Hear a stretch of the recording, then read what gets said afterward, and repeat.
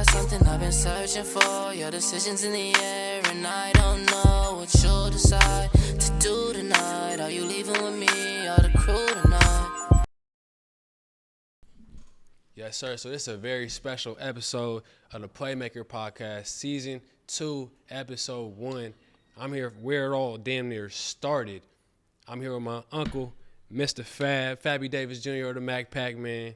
It's so much of a blessing to be here and be in your presence, big dog. I just want to, I'm going to just give you the mic. Just go ahead, tell them about who you are, a couple inspirations, where you're from, and where we're at right now. Man, I appreciate you, man. Continuing to keep going and not stopping, man. Creating the visuals to a lot of some of our favorite songs, and the way that you work, man, is, hey, man, second to none, man. I love your ambition and how you just get up and go handle your business, man. So, I definitely want to give you not just the flowers, man, but the keys to a flower shop.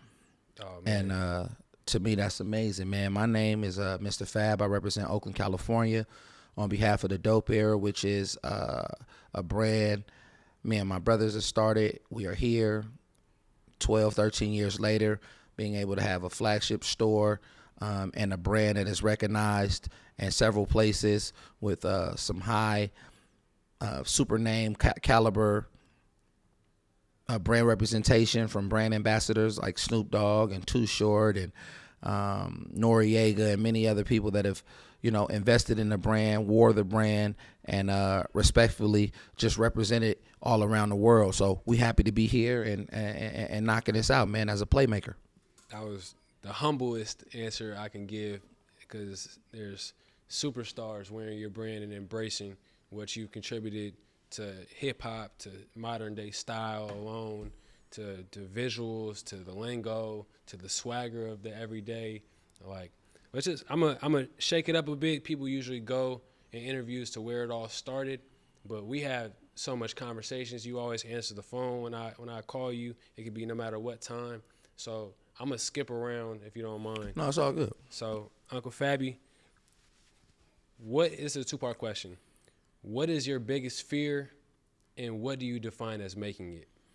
My biggest fear is not feeling accomplished, as far as not doing anything, man. When it's all said and done and I'm on, my deathbed, and I get a chance to kumbaya with those that are surrounding me, I want them to be able to be saying nothing but, remember when you did this? Remember when we went this? Remember when we did that? Remember, I want to be able to just spread memories.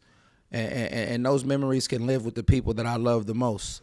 And to the people that didn't get a chance to meet me, man. I'm always keep the pen in my hand so I can write my own story, so you can hear my memoirs from me. And I feel like my biggest fear is not being able to go out and get as much living as I possibly can done. Unfortunately, there are a lot of people that live a long time and they don't get enough living done. And then there are some folks that have lived a short time, but all they did was live. Yeah. So I want to be able to go back to the greater side of darkness empty-handed. And my biggest fear is not doing that. To be rewarded with life is not about how many awards you won, not about how many people said your name, or not about how many lists you made, but you can see the satisfaction of awards from those that truly love you and those that you truly love being satisfied when it's all said and done, basically saying they was happy at the way that you lived. And that's what it is, man. Frank Sinatra did it my way, continuing to keep going. And I like to look at it as I'm in the first half, man. I'm planning on a long life, and the things that I've done in my music, hip-hop career, that's one thing. But the next phase of my purpose, hey, man, it's going to be something so much greater. Started. Yeah, for sure. And so I don't mean to put you on blast with it, but as far as making it, like, F.A.B, you drive a Lambo through where you grew up, like literally grew up at. You have a successful businesses up the street where you grew up from. All the people in the city, wherever you go, greet you, stop you. We're riding in your car. We get stopped. They pull up next to you. F.A.B, man, you just did so much for me. What is making it for you? Because you've reached that pinnacle. You're a city trophy. You're a hood trophy. You're a West Coast trophy. What is making it for you at this point? I was watching an interview with Michael Jackson, and they said, man, at what point do you feel like you made it? And he laughed, and he said, I haven't made it. And to me, I just felt like, I was like, okay, Mike, stop playing. But even if you felt like you've made it, that mentality, like, it's still so much more to do. It's still so much more to create. As a creator, you never feel like you're never satisfied with your creation. As a creator, you feel like you can always create something. And I never want to get complacent because I know that there's somebody waiting to be my replacement. So I always want to just keep creating, whatever it is, whether it's a clothing item, an idea, an app, a movie, a video, a song, a poem, a community event, organizing, thoughts, influencing, coaching, whatever it may be. I just want to continue to keep creating, man, continue to keep leaving my fingerprints around this world. And to me, that's the greatest fulfillment of the world. And that's making it. That's making it count, because one thing about this life is you have to make it count, because we all have a COD, and that is a cause of death. Just hope yours isn't gruesome. Dropping gems. Let's keep going. Along with that, is there a difference between potential and your trajectory? Potential and trajectory? I can give you my opinion, but I want to hear from more of your side, because in my opinion, trajectory is where you're going right now. Potential is where you could be, given your skill set or your circumstance or what you know how to do, what you could learn how to do. Do you believe that there's a difference, or do they mesh in the same thing? I don't think that they coincide, because I've seen a lot of people that have potential but never geared themselves in the trajectory towards it. Keep going. I've seen athletes that are phenomenally talented, phenoms, jump out of the gym, run fast, but never applied themselves to get on the road of dreams. They just was happy with just being talented. They were happy with being skilled, but they never did the necessary work to embark on a trail that would lead them to wherever their talents can flourish. So there are individuals that have a lot of potential. Now, are they applying themselves? For sure. And when they apply themselves, then that's when we talk about trajectory, because now they're going and in the trajectory towards their goals by applying themselves. For sure. So potential is one thing. Application is something totally different. And I think application and trajectory coincide more, and they mesh more than just potential. There are a lot of people with potential, but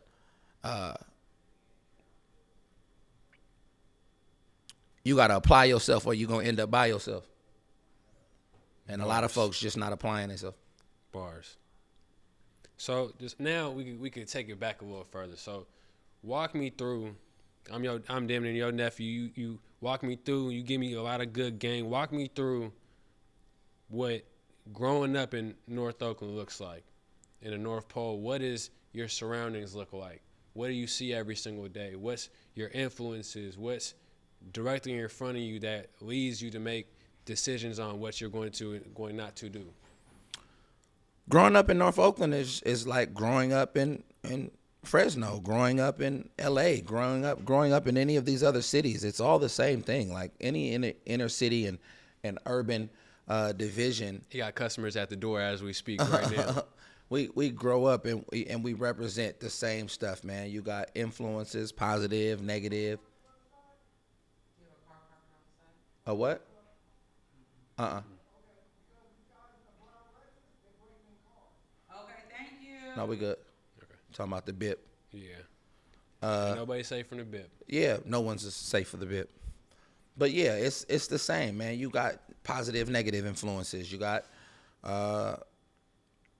temptation, things that are going to test your discipline. Like, a lot of people want to go out and make it seem like their neighborhood or their city's the hardest. And at this age, man, we're far too old to put that narrative out there, because those narratives need to be changed. Narratives need to be changed. If it's not about how tough the environment is and things of that nature, it's about how disciplined are you. I used to think that we were all products of our environment until I began to get older and realize we're products of our decisions. You are a product of the decision that you make. Because even in the midst of What's going on, y'all? It's the PlayMaker, Shawn F. Don't waste another $1 million pick. Use my code in the description for $50 and free credit when you make your first $5 bet on Prize Picks. Screenshot and DM me on Instagram at ShawnF559 when you do, and I'm going to give you my personal picks. I'm not going to give you a bet that I'm not placing myself. Make sure you're 21 plus or older to download Prize Picks. Gamble responsibly. all the same, man. All neighborhoods, man. And we talk about growing up in North Oakland, growing up in Fresno, growing up in Los Angeles, growing up at this age, man. I've come too far to try to make it seem like my neighborhood is the hardest, or this neighborhood is tougher, or, we all have our restrictions. We all have, the things that challenge our discipline. We all have things that test us. Challenge us. And very challenging. I tell people this all the time. When you're young, you'll love to settle for the excuse that you're a product of your environment. As you get older, you begin to talk about, I'm a product of my choices. You become a product of the choices that you make. And you have to make that decision. What are you going to do?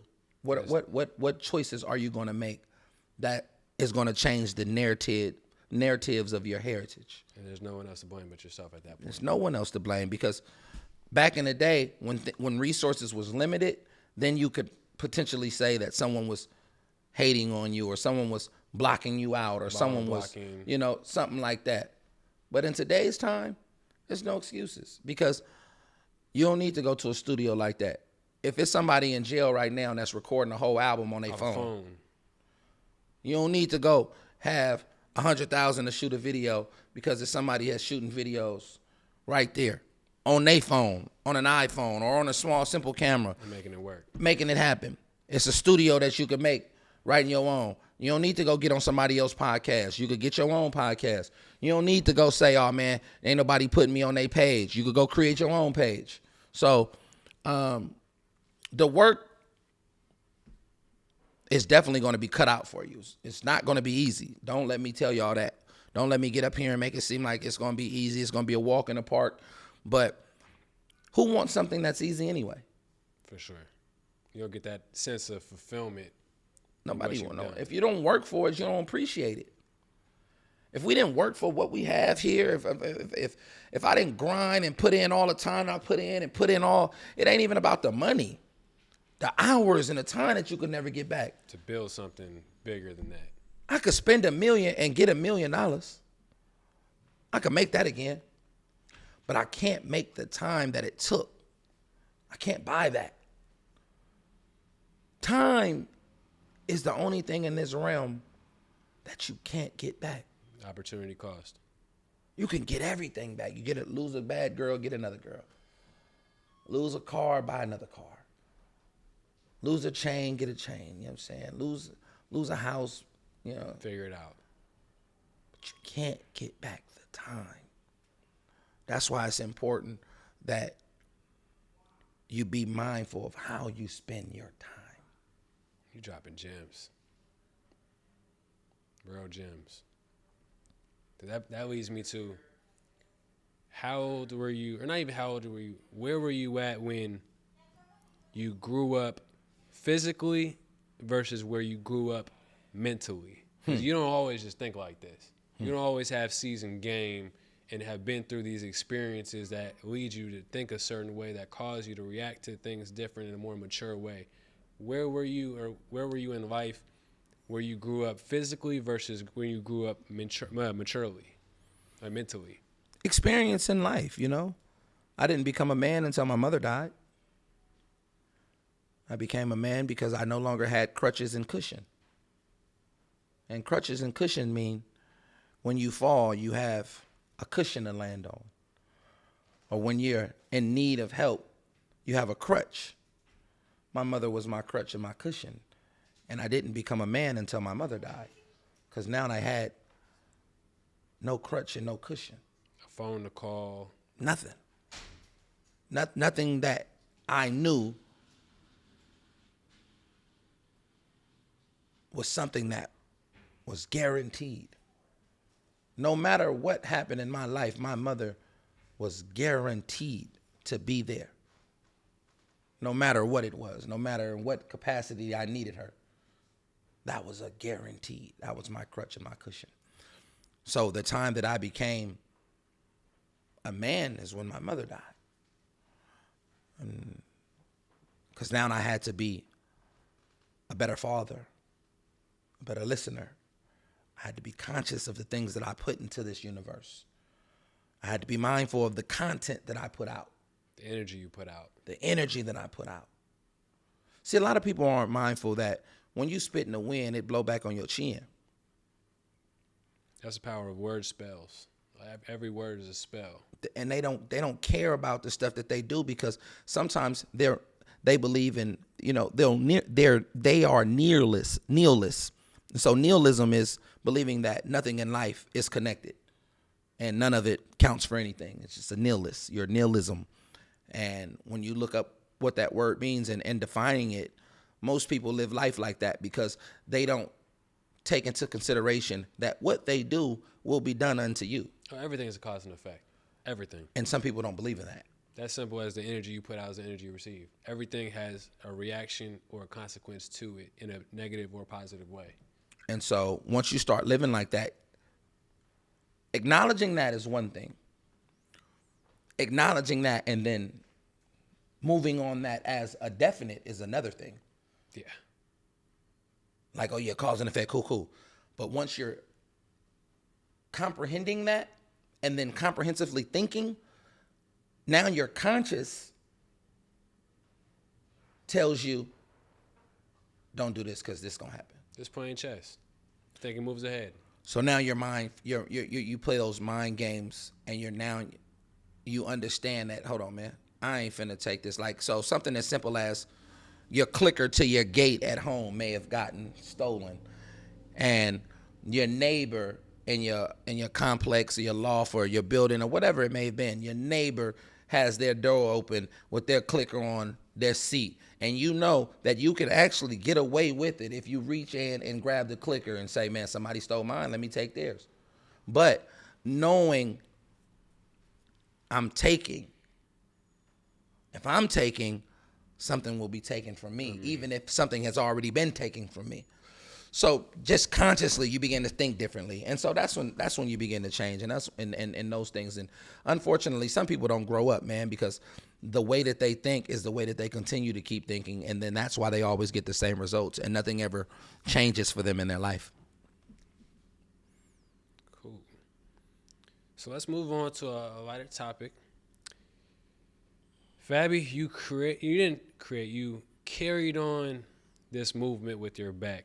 And it's only right that I bring it up. I'm sure every interview has asked you this about the hyphy movement. And you were actually the first Bay Area artist that I was introduced to. You're my first hip-hop artist that I was introduced to. My father, being from Oakland, rest in peace, actually was heavy in the soil. And he played your music around me, Short's music around me, 40's music around me. As big a deal as this is, what was your impact to the hyphy movement and carrying it on, and how exactly did it start? It's hard to say what my impact was from my perspective, because I would have to. I can give you my impact, whereas you were the first that I've heard of it, and I had to dig deeper myself. Right. And you were the refreshed version. I believe being from Fresno, we make music closer to the Bay than LA. We talk about this all the time, where I'm making a refreshed version of, I believe, your music. With my streams going up and me doing my thing, I believe I make a refreshed version of your sound. Right. And I believe that you made a refreshed version of something that was already booming. Right. And you continue to push it out and make it expand more. So, I know you can't really answer your impact on it, but where I was influenced, TooShort, E40, Keek the Sneak, Mac Dre, super heavy influenced. Like if you listen to my music, it's like an accumulation of all of those and more, but TooShort, 40, Keek the Sneak, like, you know what I'm saying, and Dre, like you could hear that super influence. Like, you know, I remember Keek was hyphy when we was in 9th grade, 10th grade. Like, you know what I'm saying? Keek was the music. To us, hyphy music was the music that was played at the functions, at Black Saturdays. And then when we were young, hyphy really wasn't cool. Like, if you was hyphy, then like, bro, that nigga too hyphy, bro. We cool on blood. And shout out Keek, because he's also one of the only OGs that welcomed me like open arms. Like, oh, if nephew, let's do a song. Let's do something together. Let's put it together. Keek is amazing, Very man. humble. Keek is like, you know, that's the unsung hero. Right? You know what I mean? Like, everybody loves Keek and has always loved Keek. I remember just being embraced by him and at a young age, and it was always just like, damn, that's Keek. Like, you know what I'm saying? Keek has always been like that to me. Like, to me, if to answer your question, if you ask me who started it, I would always say Keek the Sneak, and the reason being because when we was in high school, we was influenced by Keek. Like, Keek was getting played at the Black Saturdays and the house parties more than anybody. You know what I'm saying? And 40 was doing, you know, the mob music and things of that nature, but it was still bump. The Bumble, all of that still was bumping. That was still like knock, mob, knock. But when we just talk about, I'm cool. All right, cool. You can be freaking, but that's thinking, but I'm cool. Like, Keek had the height, the up tempo, sliding, representing. Like, you feel me? Like, it was Keek. And it's dope that you've never shied away from giving credit to Short, 40, Keek, like never. Everybody around you. Mess, Dre, you know what I'm saying? Everybody that came before worked me. with all of them. Yeah. Off the top, that's something. My favorite rapper, Jack. How did you meet Jack for the first time? You told me a couple different stories. They're around the same time. How did you officially meet Jack? I think I officially met Jack at the state fair. I think we was at the state fair in Sac, and he had came up. I don't know, man. I can't remember. I think that was the official one though. And I was like, damn, I'm like, Jack, I'm like, what's up with you, bruh?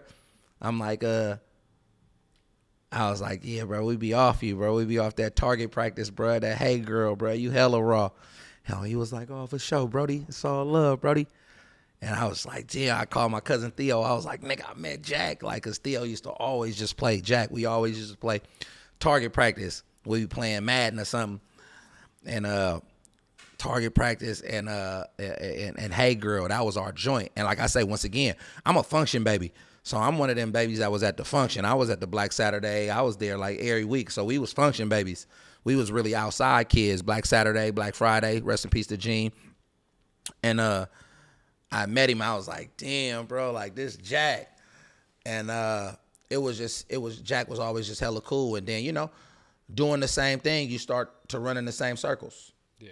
So we started running in them same circles, and it was all love. And you know, the more music that he put out, more content that, you know, we was able to pick up, and the more love, the closer we got. And it just was like, man, that was bro. Like, you know what I'm saying? That was Brody. Then he came and performed at, I had booked him to perform at one of my birthday parties at an early, and he turned it out. Like, it was lit. Like, you know what I'm saying? Right around the corner from here. I think it was probably my 21st birthday party. And Jack, was it 21st? Yeah, Black Box. Yep, at the Black Box. So it was a 21st birthday party, and we turned it out. Jack had it lit, and it was like, bro, everybody was talking about it. I think he threw like a pea or something in the crowd. You never know, it might have been just a zip, but it looked like a pea. Like a pee. Like, you know what I'm saying? It looked like a pea. It was some superstar shit you ain't seen before. Something where he just threw it all in the crowd. Niggas like, damn, that nigga threw it. This was old school. This was Zips was 400. Yeah. You know what I'm It wasn't saying? accessible. Yeah, Zips was like 400. He threw some light in the crowd. It was like gas. And yeah, man, it's been love ever since then, man. Ever since then, man. And we got a chance, like I say, we bonded in brotherhood, man, and it was just like round the world trips, 15-hour flights, sitting up cracking jokes, train rides, 5-6 hour train rides in different countries, just cracking jokes and learning and building and reading. And yeah, Jack was one of them guys. And having that artist and that person, that human being touch you so much. And I noticed when we were filming the Call My Name remake, you got very emotional. How hard was that? Because we went to the exhibit. Yeah. We shot the video walking around, and there was times where a couple minutes you just like sat there. I didn't even want to film it. We ended up filming it, of course, but you just sat there and just acknowledged all the times because you were in all the pictures. Yeah, it was crazy, man. D-Ray used to take a lot of pictures, man. And Ray captured stuff that she probably don't even remember she got. Like, if she got a chance to look through some old footage, she'd be like, damn, I forgot I was even there. Like, she took a lot of pictures, man. She captured a lot of moments. And at the time, we was just so used to her being there that we really didn't even acknowledge that we was taking pictures. It became natural. Yeah, it was just natural. She would just be flicking stuff. And so I think that hit me with when we was shooting that video, just based off the fact of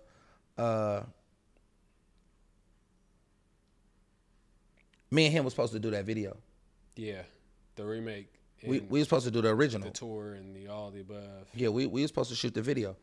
Oh. So we never got a chance to shoot the video. So that was like I think that always hit me because we always said that we was gonna shoot the video. And the fans showing so much love and it just being so gravitational. It pulls you to it. You could tell. Like, I was just singing the hook when I walked out. I was like, damn, it's just catchy. We always talked about, man, Brody, let's shoot this video, Brody. Like, bro, we got to shoot this video. You know, bro, we going to shoot that video, bro, to Calling My Name. And, you know the whole crazy backstory behind Calling My Name. Calling My Name was my record, right? And I did the record. And because a lot of people ask me all the time, Fab, why you got 2 verses on that song? Yeah. And the record was my record. Then we was sitting at Bedrock Studio one day, and Jack was like, bro, I'm trying to get you on the album, boy. I'm finna drop this Tear Gas. And I'm like, when you dropping? He like, bro, I'm dropping next month. I'm like, man, I don't know when I'm dropping, because this is when at the time I had just signed a distribution deal with Atlantic Records. And so I was trying to create, in our minds back then, when you would think of it, you would think the perfect album, but there's no such thing as the perfect album. So dear artists, never think that you're going to create the perfect album, because that's the time that people, they won't appreciate that one. And then it'll be the one that you just put together so quick that everybody would love if you get an opportunity to do so. So he was like, yeah, man, I'm finna drop next week. I'm like, man, well, shit, huh? Take this record, like right here, drop a verse on this, and you could use that record. Yeah. So he dropped his verse on that. This rap game of having a nigga hold like 300, kick a black nigga down the hole like 300, just a backwhip on the phone and breathe on. I was like, he accidental monumental shit. Bro, he was gassing on the record. Then he called me. He like, Brody, let me use that Tear Gas for my album. And I was like, go ahead. So, you know, of course, you know your favorite rapper call you and ask you to use the record. You like, nigga, go ahead. No questions. It felt right. Go ahead. I ain't tripping. And that ended up being a fan favorite off that album. Like, a lot of people, you know, the whole album was crazy. Yeah.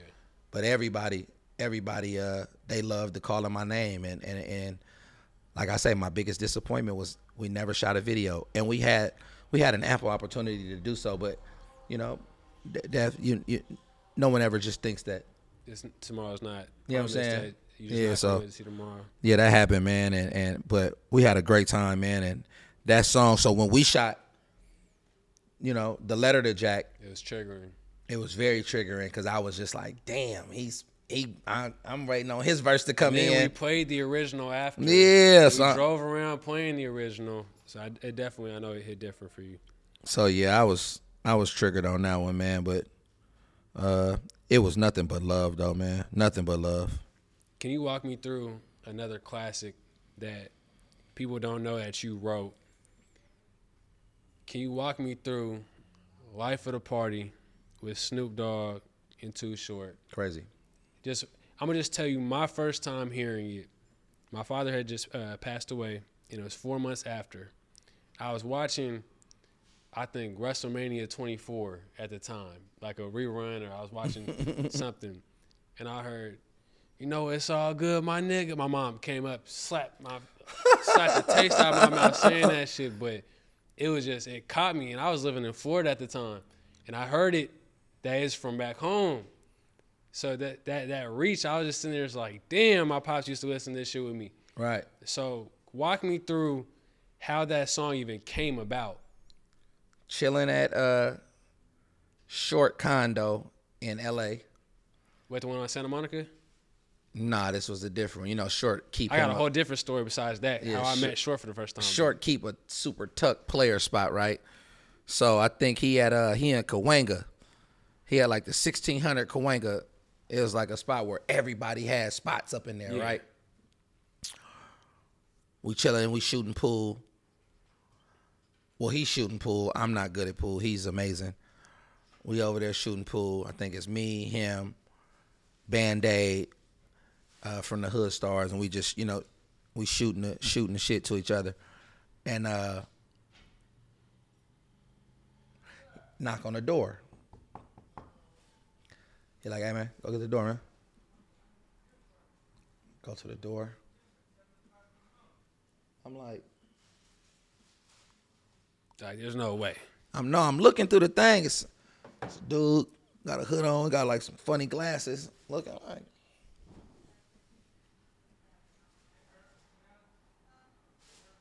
In my mind, I'm like, is this Snoop? Like, cause There's no way this really. He got like the crazy little incognito glasses, like crazy man glasses, Mr. Bean looking type, some character shit. Like some character, like something really, like Mac Dre would do, right? Like some straight cat and all.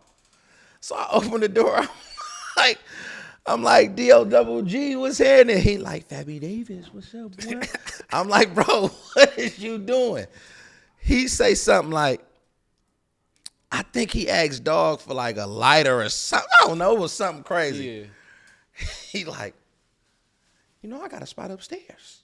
Oh, what the hell? And so I tell him, I say, man, why y'all ain't never did nothing?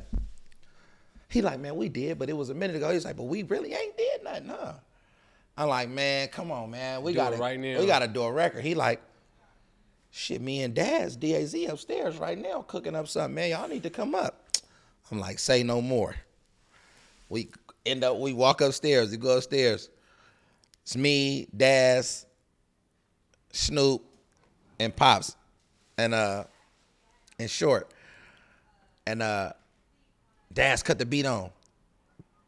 I'm like, oh, this hard. I'm like, who did this? He like, oh, this Kid Frost son. And I'm like, oh, this crazy. So when we listening to it, I'm like,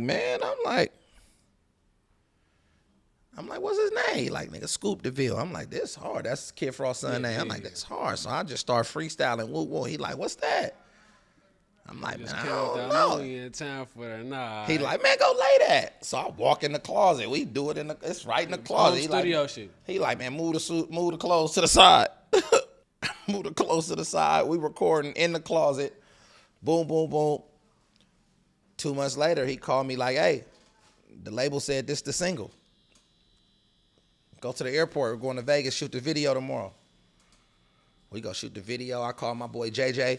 I'm like, JJ at the time was working for the Maloofs. Yeah. And they owned the Palms at the time. I'm like, Jay, man. Palms in Vegas? Yeah, Palms in Vegas. I'm like, Jay, bro. Me and Snoop doing the, we got this record, this big video, bro. We need like a casino setting. He was like, oh, it's all good. We'll just set up a casino upstairs in one of the private rooms. Set up the whole little thing. We laid it down, put it together, and went and shot the video. It was super dope, man. Be with the two icons and the legends and had hella fun. D-Ray came. She was there taking pictures. Everybody was there, man. It was lit, man. It was super lit, man. I was juiced. We was riding around in Vegas in the Bentley. I'm on the back. You already just knew. I'm like, bro. That's what time it is right now. I'm with Snoop Dogg and TooShort shooting a video that ended up being his single. That single, I think it went up to like number 2 in the country. Number 2, number 3. It got up to like, you know what I'm saying? It was on the billboards. It was everything. It was 106 in Park. We performed on the soap operas, The Young and the Restless. Man, it was dope, man. living a dream, man. Like, you know what I'm saying? We performed on Conan O'Brien. What's the name? Conan something. I saw it first on BET. That was crazy, bro. I first saw it on BT. Like I said, my mom slapped the taste out of my mouth because I'm singing along. We was And on by the everything. second hook, I'm singing along, going roll out the sweatshirt. And then my mom heard me starting to mouth the nigga part, slapped the taste out of my mouth. Man. That was lit, man. That was big.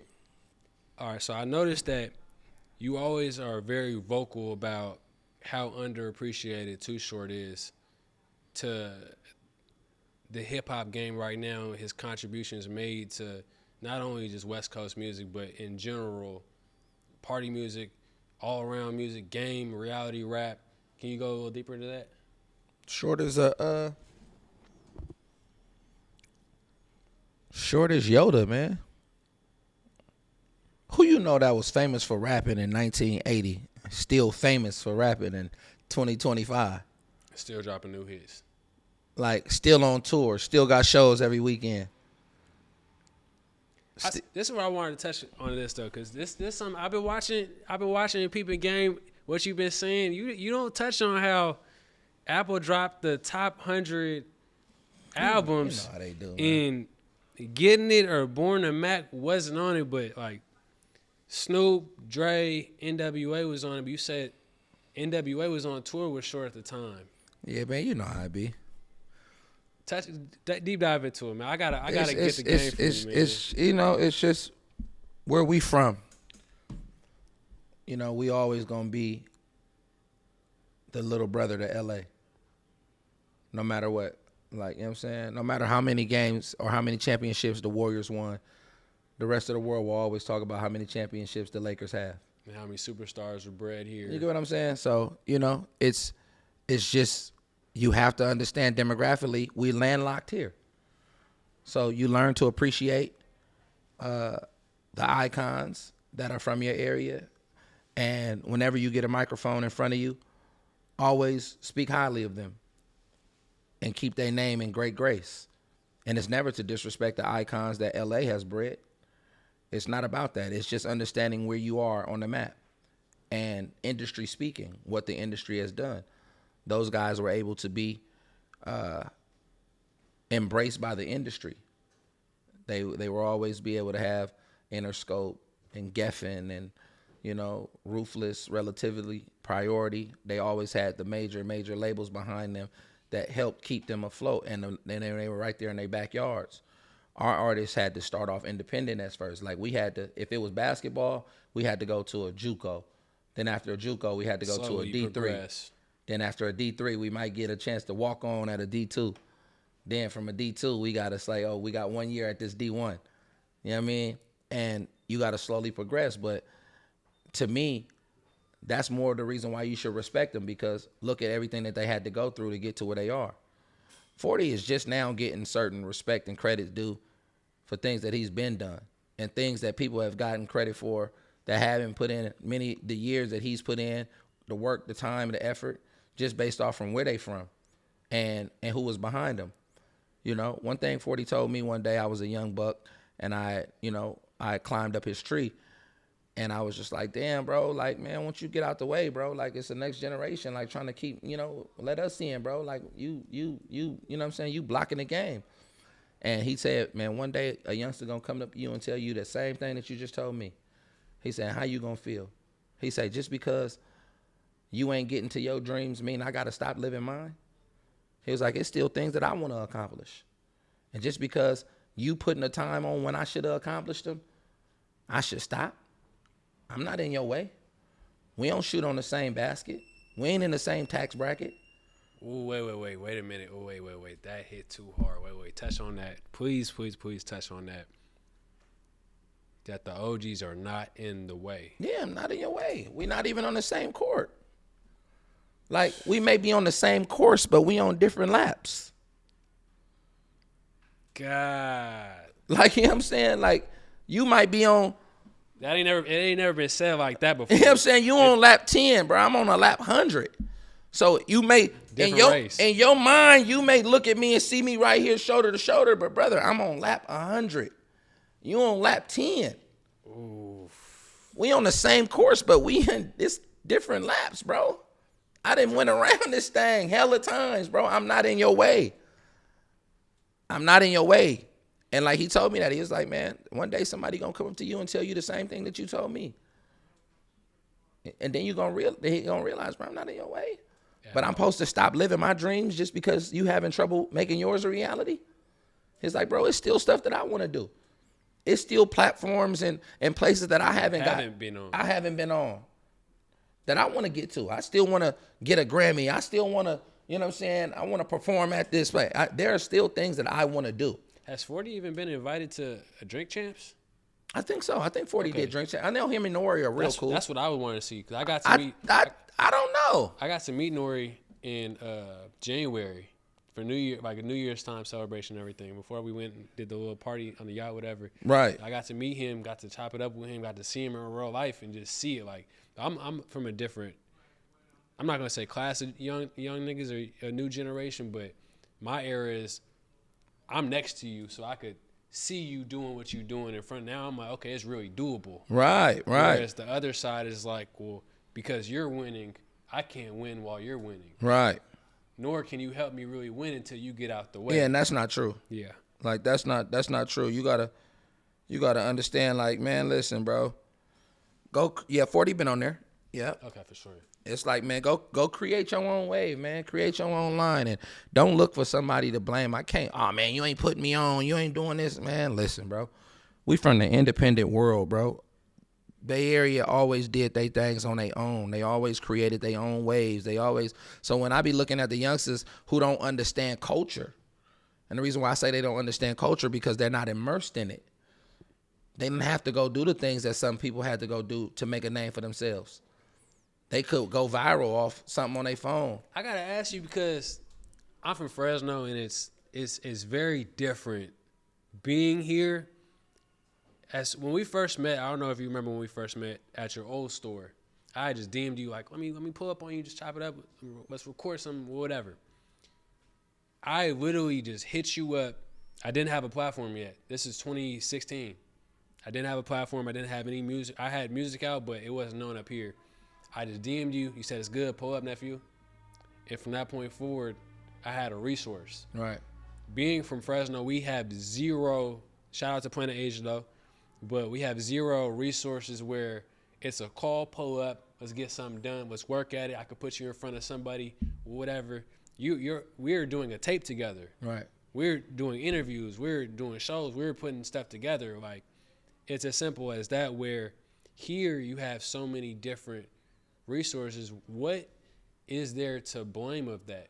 Just from Fresno, I had to literally touch every city in the state and then go to the next state and then go to Texas and then go to wherever to just meet people, bump shoulders. Here, your neighbor's popping.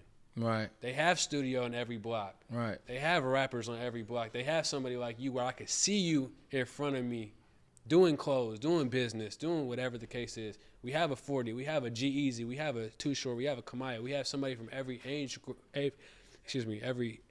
doing something. How is that? What is the in your opinion, the missing key of the blueprint for a lot of artists out here? It's just doing it, man. It's being able to see it and then create it and bring it to you. You know, in a small microcosm of that, I say I'm from North Oakland. We didn't have the resources like that. Like, nobody was rocking with nobody from the North. You got Father Dime, you got the Bums, you got the individuals that, you know, had done it before me and they represented, but they wasn't unapologetically North Oakland. And what I mean by that is where every year was like, and I won't say that they wasn't, but we didn't know if you didn't know. If you knew, you knew. But if you didn't know, it wasn't on your chest. Like, it ain't. It's on my chest. Woo, woo. You see it. Like, Polar Bear, North Oakland. I'm coming out. This is where I'm from. But it's important. So, because it was important because nobody was from my area repping like that. Like, you know what I'm saying? So it seemed doable. So I felt like I want to be that one to do it like that. Let me be the one that's, yeah. And when we go to the house party, everybody be like, East Oakland, West Oakland, North Oakland. Cool. Nobody was saying nothing. Like, you know what I'm saying? Nobody was giving up. Nobody was going crazy unless you was at a party in the North. Yeah. But I was a kid dude used to hop on the bus and go to house parties in the East. Like we was them kids, so I heard the quietness. I heard when niggas like, Yeah. me, I was like, hold on, nigga, what? That's why I come out on that record. My side been forgot about.